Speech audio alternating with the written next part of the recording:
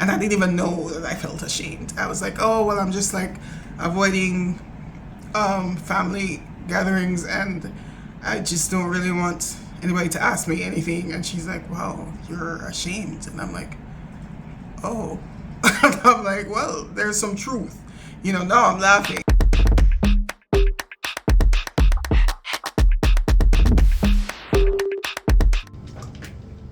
Hi, guys.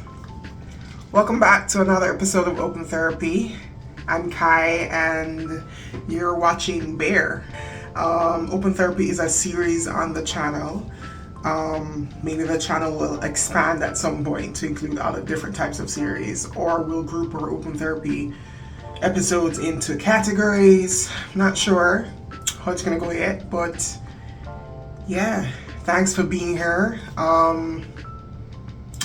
And hang out with me while I do some face prep to kind of start my day. I have started my day. I did drop-offs, had a little breakfast, started my work day, and now I'm just kind of freshening up the face a little so I can actually come on camera to speak to you. So start with me. I hope you can get ready with me. This is my same facial mist that I've been using. I got a new bottle, Witch Hazel Aloe Vera Formula. I love it. Rose petal scent. Just makes me feel refreshed, and it moisturizes my face, which is great. So the braids are still here. Are they looking a little crusty? A little bit. But we're gonna push it. I think Tuesday, today's Thursday, so Tuesday, it was 2 weeks since I've had them, so I think I'm gonna push for another 2 weeks. I originally wanted to have it for 6 weeks, but by the looks of it, I don't know. I'm sleeping with a bonnet some nights not so much, so I just did this conditioner and water mix that I'm hoping is okay, or will help the fuzziness a little bit.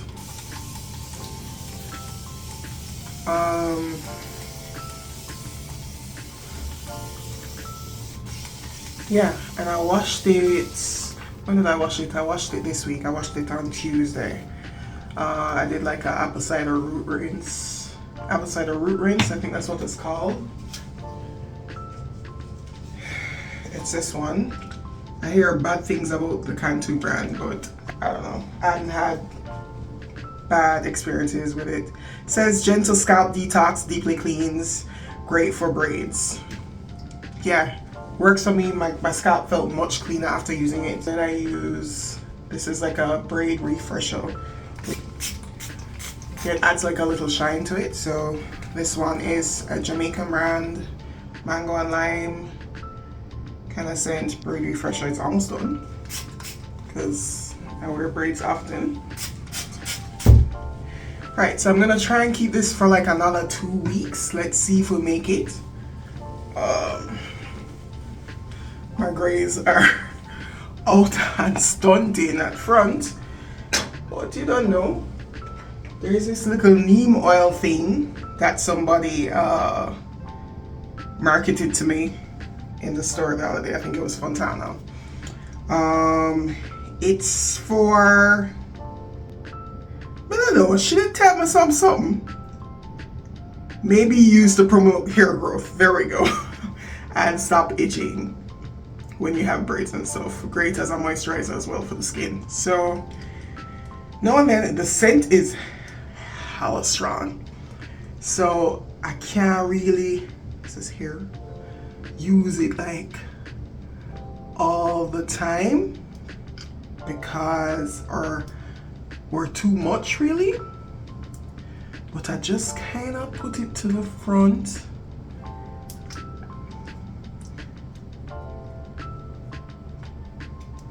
and through here, and just like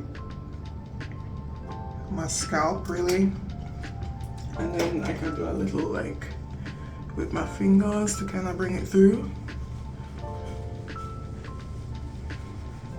How does that look, guys? don't know. And hope that that's helping a little. Yeah, so that's really just the maintenance I do for these braids or twists. And then if I was going to work, I'd probably put it back. But I'm working from home today, so I just put like a little edge control gel. I used the olive oil brand.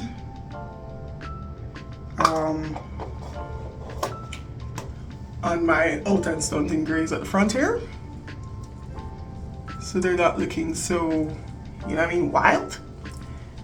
Just trying to I like a lay down, you know what I mean? Nothing too, I don't do all the curvy edges. I'm not that skilled, but I do like to have them laying a little flat, right? So what else we need to do? I brushed teeth already. Wash my face. I'm going to put on like a little concealer for the day, and that's going to be all the makeup I'm wearing today, just because I'm home. I just kind of dab this where I know I have like some little face is breaking out. I think that's some hormonal thing going on. Not too bad. All right, and moisturize our lips.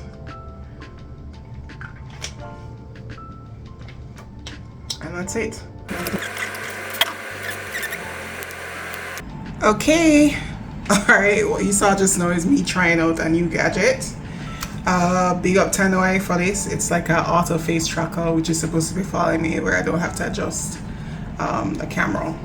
It was cut off. What's up, tribe? How was your week? I had a good week. Last weekend was Labor Day weekend here in Jamaica. I know it was Memorial weekend in the US. So we got Friday off, US got Monday off. So it was a long weekend. I actually went to Mandibles to spend some time with my dad, and just decided to make a weekend out of it. Right, it was really good to be home. I mean, just being on the deck by the house where I grew up, it's just really calming, and it always feels good. It feels like grounding. Feels like grounding for me. And what are we talking about today? So from the title you've probably seen, I'm gonna be talking about lying to my therapist. That sounds horrible, and I'll say I think it's one of those things that people don't really talk about, but I think it's one of those things that is more common.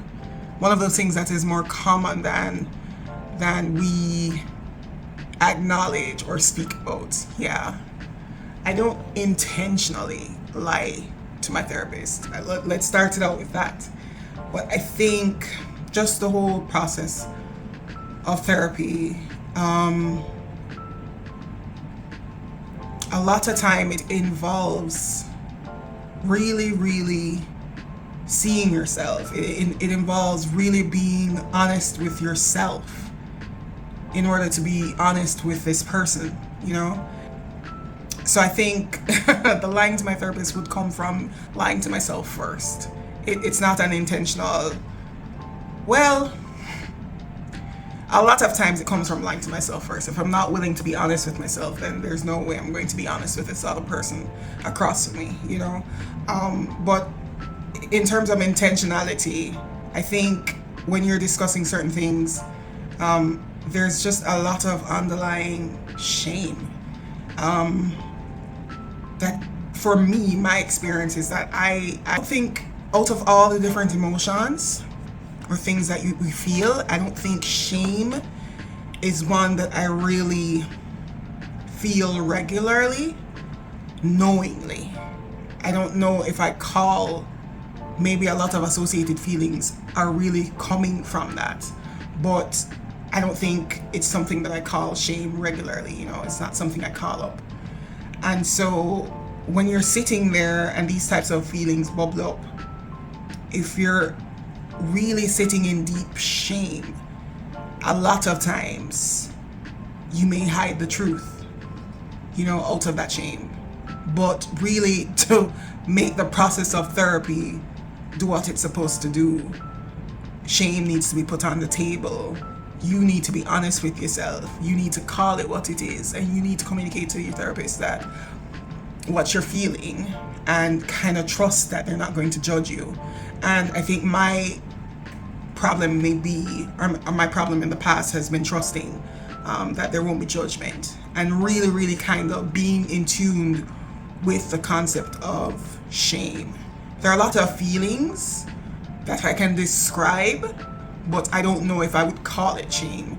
But when you really sit and reflect on it, it's the umbrella emotion that kind of brings these different things. It's kind of from the umbrella of the bigger thing, which is shame.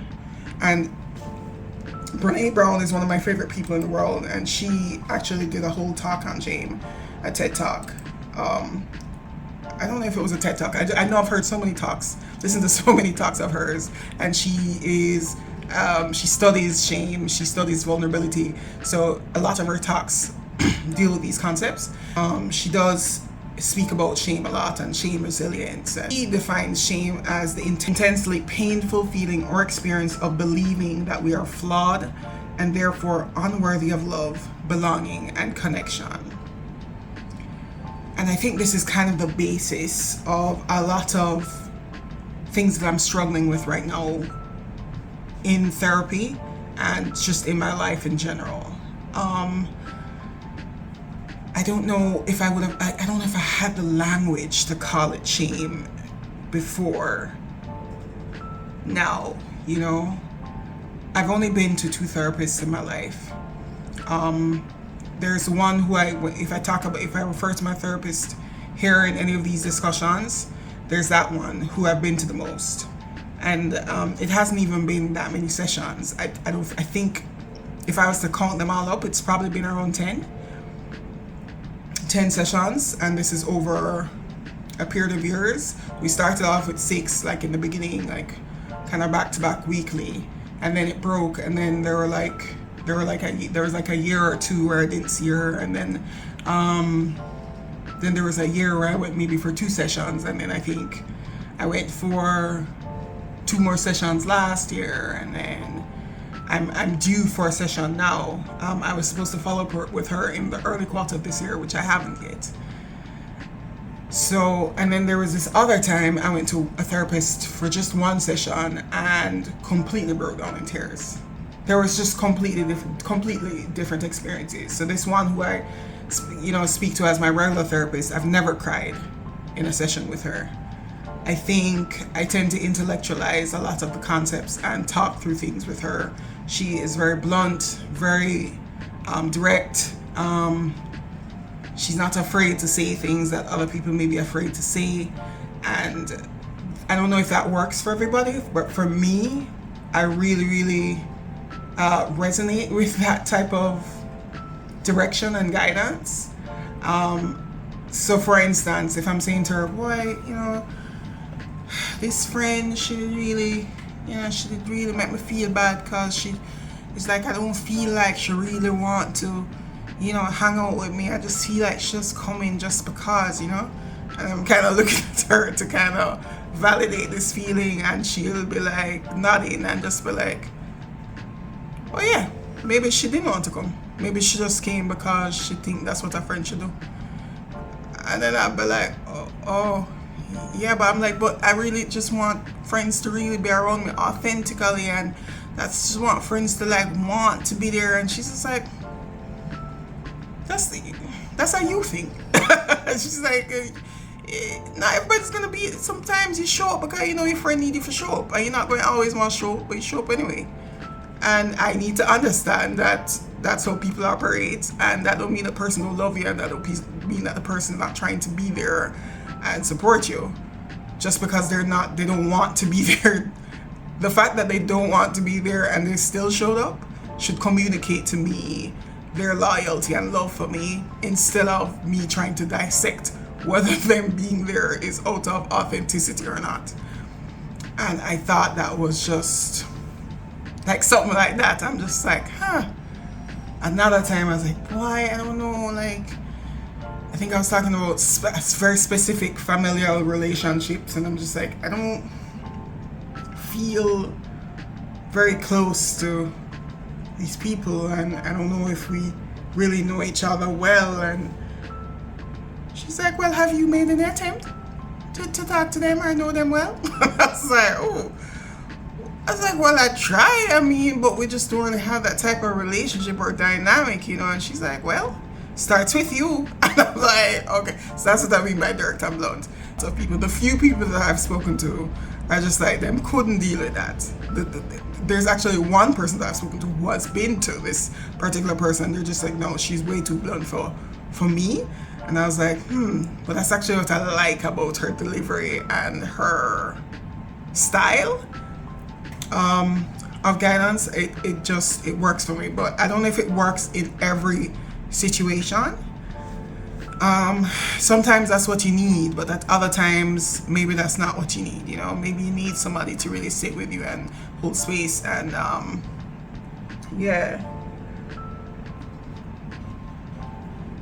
kind of validate your experience a little bit more.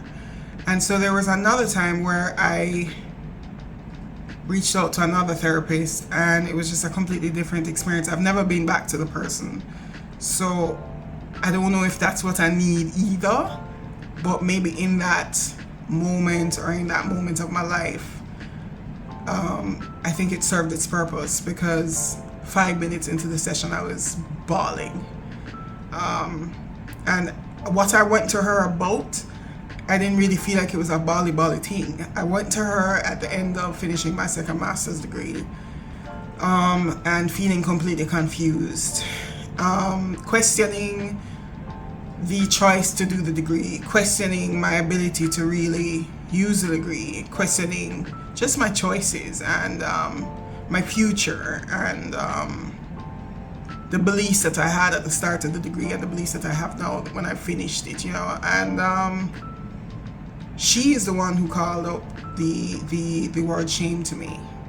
And I immediately broke down because it resonated so pointedly. I hadn't been able to call it something. I just knew I was struggling. I knew I was struggling with navigating it. I knew I was struggling with navigating all the questions that I was getting from family. Specifically my parents and close friends who knew I was doing it. They all wanted updates. They all wanted to know, so what's next? And I didn't have answers for anybody. I was struggling to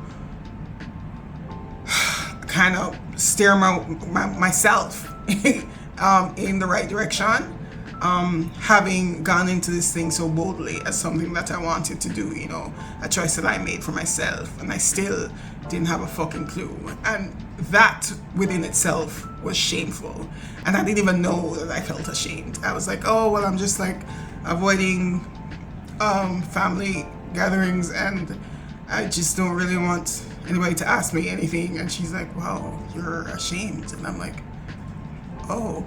And I'm like, well, there's some truth. Now I'm laughing, but then I broke down completely into tears, and I was like, you're right. I am ashamed. I think I had to admit to myself that maybe I made the wrong decision,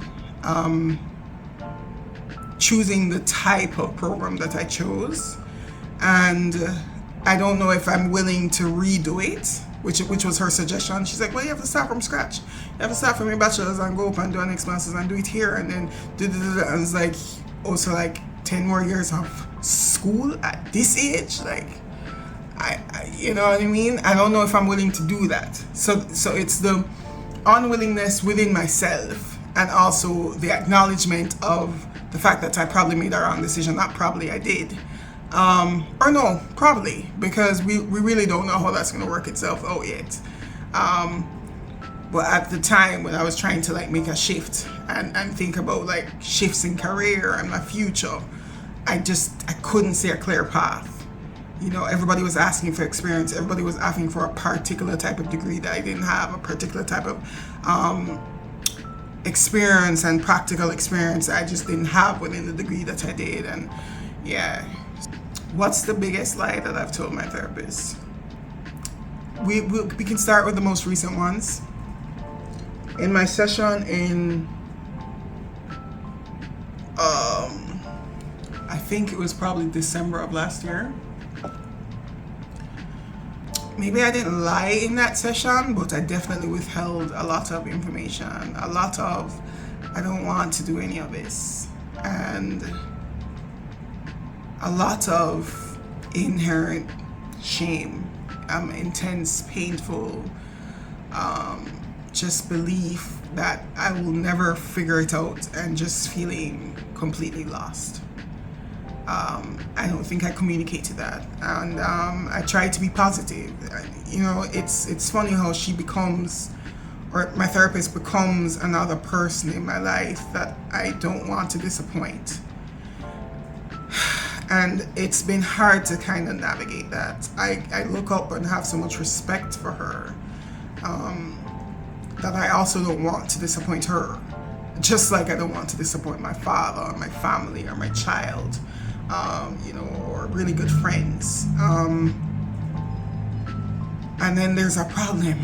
Yeah, so then, because you're afraid of judgment now, see? And so when there's an underlying constant, intense, painful feeling of not knowing what the fuck I'm doing, it's hard for me to communicate that to someone who sees so much potential in me and wants so much greatness for me, and I feel expects greatness from me. And while that's beautiful and validating, I don't know if that's what I need to really sort through this underlying feeling, if you understand what I'm saying. That feeling that's constantly running is the problem. It's not my intellectual capacity. It's not what I'm choosing for work. It's not what I'm capable of producing as output because I'm a smart person. Those things are okay and those things are set. So all these references and suggestions of how I can use my background in this discipline mixed with my aptitude in this discipline, these all make logical sense. But I think I haven't really explained that what I need help with is not logical. Yeah. So I think that's the first. I don't know if it was a lie to her because I didn't say it, but there was a lot of withholding in the few sessions that we had discussing my career and my anxiety about my future. I don't know if I shared, not that I don't know, I didn't share where the anxiety was coming from, this really baseline underlying feeling, yeah? So that was a withholding of information. I was supposed to make a follow-up appointment for the first quarter of this year, which I purposely didn't do. And I think this was also my method of avoiding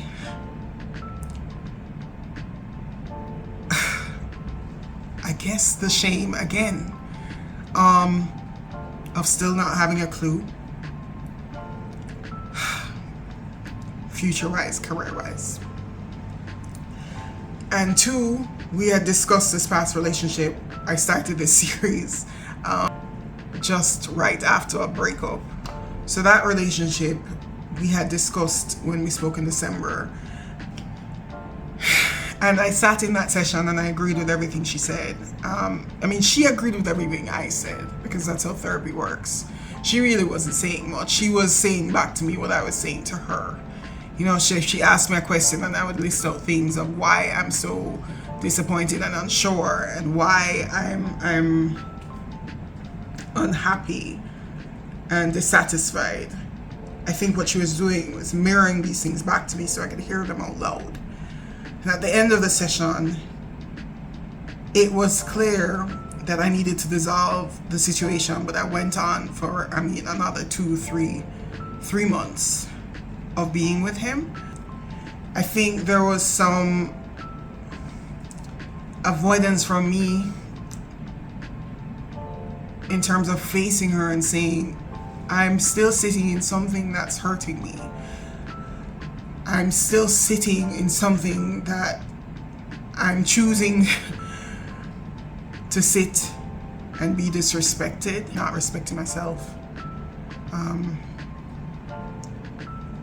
And there's a lot of shame associated with admitting and acknowledging that to her, because I look up to her so much. And so I just didn't make the appointment. And I also need to, we haven't discussed my mother's death, which I did bring up in my December appointment. She expressed all the condolences because we hadn't spoken since she died. And I said, well, yeah, I think that's a whole different session, and I'd love for us to circle back on that in the new year. That should have been in January, and it's May. And I think I've been avoiding that discussion because there are a lot of truths. I guess there are truths, I'm afraid, that will be judged having to do with the relationship with my mother before she passed, and the immense grief that I'm feeling now that she has passed, and kind of reconciling those two and navigating those two together. There's a lot that was unfinished in mending, and a lot of hard truths in our dynamic that never got resolved. And I guess I'm trying to navigate, how do I resolve these, or will these ever be resolved, while I pay due respect to her life and her love and my love for her in my grieving process. Yeah, my battery actually died, so I had to pick up and see where I was. I've withheld some information. This is actually, thanks for sitting with me through this, tribe, because I'm motivated to now make my next appointment. So maybe I'll do a part 2 of this, because there are things clearly that I've been withholding that need to be brought to the table. And I hope that this very vulnerable video has given you space to be vulnerable and honest with yourself as well. As I'm on this journey of more self-awareness, it really, really is my desire to have a tribe who's on a journey of self-awareness as well, and honesty with themselves. So if you're like me, who is overdue an appointment with your therapist, right after I end this video, I'm gonna reach out and make that appointment, and I hope that you will too. All right, guys, love you. Have a good week, and I'll see you next week, Thursday, on the next episode. Bye, guys.